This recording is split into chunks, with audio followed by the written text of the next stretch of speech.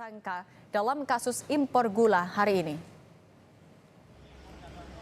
Tom Lembong tiba di Gedung Kejagung pukul 10 pagi. Kejagung memastikan tak hanya memeriksa Tom Lembong, tetapi juga tersangka lain dalam kasus dugaan korupsi impor gula pada tahun 2016. Kejagung memastikan pemeriksaan Tom Lembong hari ini untuk mendalami peran masing-masing tersangka.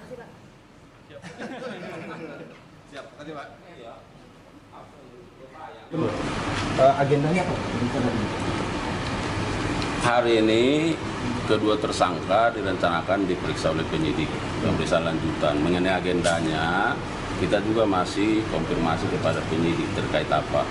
Tapi yang pasti tentu terkait peranan dari kedua tersangka dalam perkara ini, ya, seperti pasal sangkaan yang sudah disangkakan kepada kedua tersangka. Saya kira begitu, ya. Kejaksaan Agung membantah anggapan politisasi pada kasus korupsi yang menjerat mantan Menteri Perdagangan Thomas Trikasih Lembong. Kepala Pusat Penerangan Hukum Kejagung, Harley Sregar, mengklaim kasus korupsi Tom Lembong terkait kebijakan impor gula pada periode 2015-2016 murni bentuk penegakan hukum. Kejagung memastikan penetapan Tom Lembong sebagai tersangka sudah berdasarkan bukti permulaan yang cukup.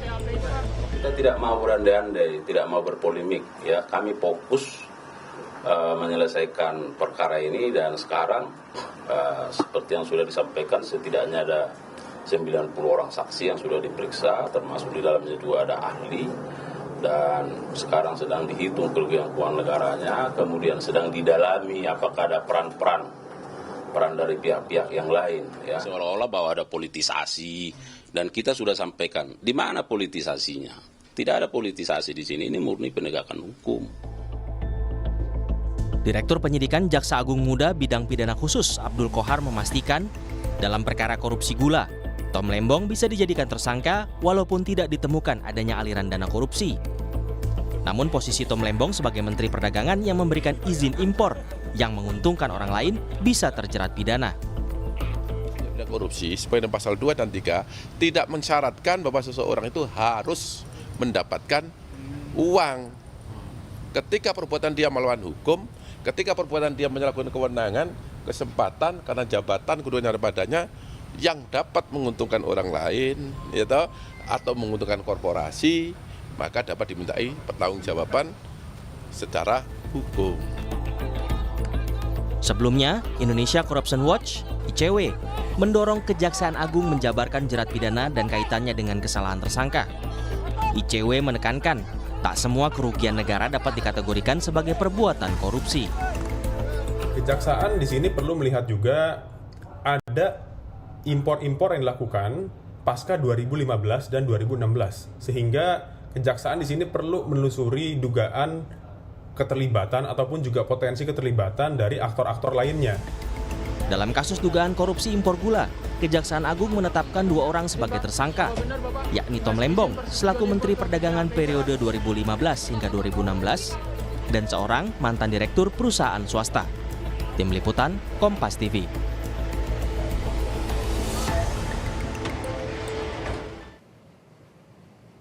Di tengah desakan untuk mengungkap bukti penetapan tersangka Tom Lembong, Kejagung menegaskan tidak ada politisasi dalam kasus ini.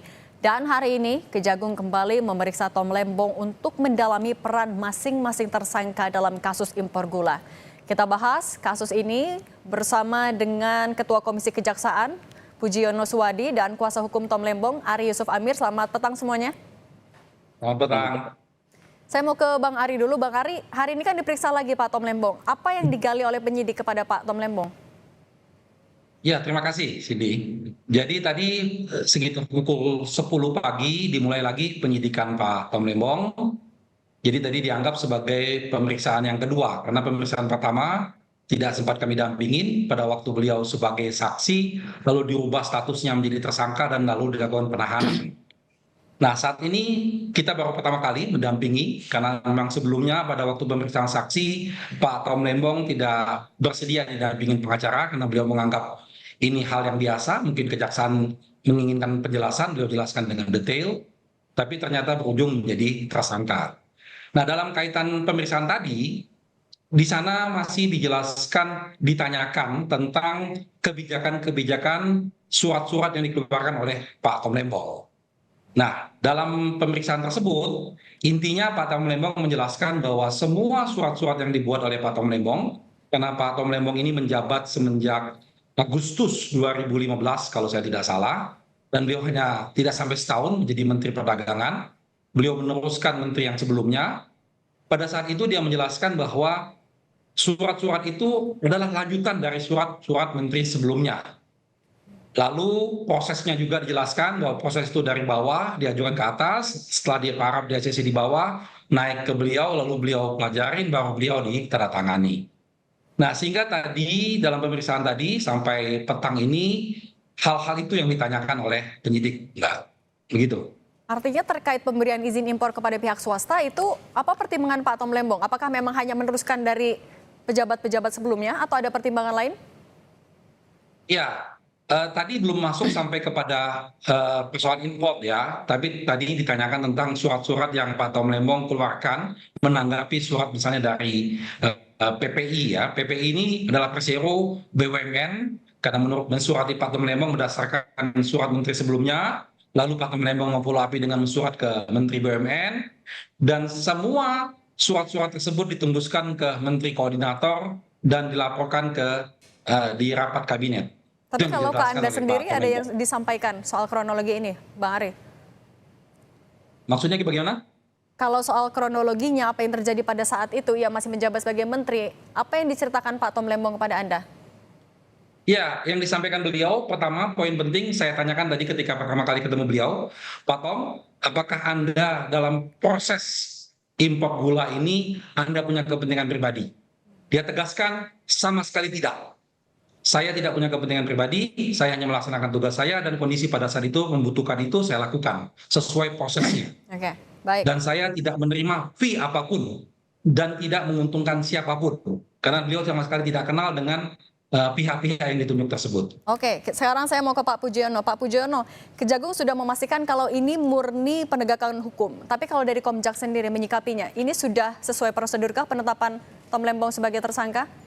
Ya, sejauh ini kan kita melihat, karena ini tahap awal ya, sejauh ini kita melihat memang murni penegakan hukum. Kita kan menarik ini menjadi isu politis kan karena memang kebetulan ketika kemarin pilihan presiden, posisi Pak Tom Lembong kan berseberangan dengan Pak Prabowo selaku presiden terpilih, sehingga kita menariknya ke sisi politis. Nah, kalau berdasarkan proses sejauh ini kita melihatnya masih dalam koridor penegakan hukum. Tinggal ketika kemudian nanti dalam proses berikutnya ada yang salah apa tidak, baik lawyer, pihak Pak Tom Lembong ataupun kita nanti bisa menguji bersama-sama. Tapi Pak Pujono, ada juga desakan agar Kejagung menjelaskan kronologi penetapan Tom Lembong sebagai tersangka agar sama-sama transparan diketahui prosesnya. Tanggapan dari Komjak seperti apa?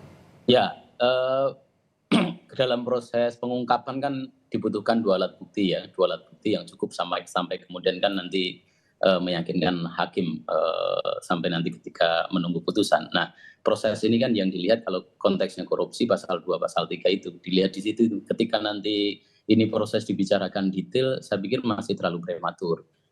Kenapa begini-begini? Nanti biar sambil nanti pengungkapan alat bukti, paling nanti juga pihak-pihak lain akan dipanggil yang belum sekarang ini mungkin muncul di permukaan, nanti akan dipanggil untuk melengkapi pemeriksaan bukti-bukti tambahan. Oke, Bang Ari, sekarang kan Pak Tom Lembong tapi sudah ditahan selama 20 hari ke depan. Langkah hukum yang sedang disiapkan oleh pengacara apa, Pak?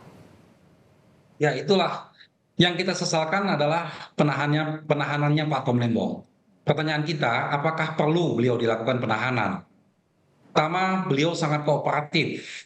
Setiap dipanggil beliau hadir dan beliau menjelaskan semua, bahkan membantu penyidik untuk mengungkap kasus ini menjadi terang. Jadi tidak ada yang ditutup-tutupin oleh beliau. Dan kemampuan beliau untuk menghilangkan dokumen-dokumen juga sudah tidak ada lagi. Beliau kan bukan sebagai menteri lagi.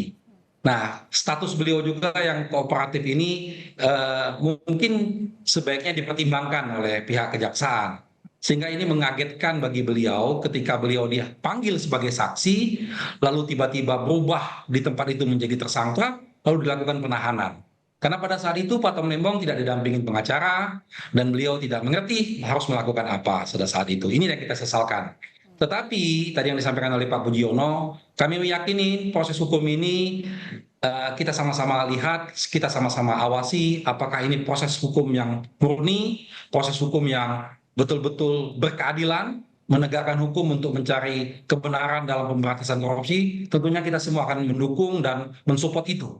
Oke. Tetapi kalau ada hal-hal yang lain, saya pikir ini sudah bukan zamannya lagi, dan kita yakin tadi dalam proses pemeriksaan juga kita melihat penyidik-penyidiknya cukup kooperatif, Baik. cukup profesional dalam memberikan pertanyaan-pertanyaannya, dan kita yakin bahwa ini akan berujung dengan baik.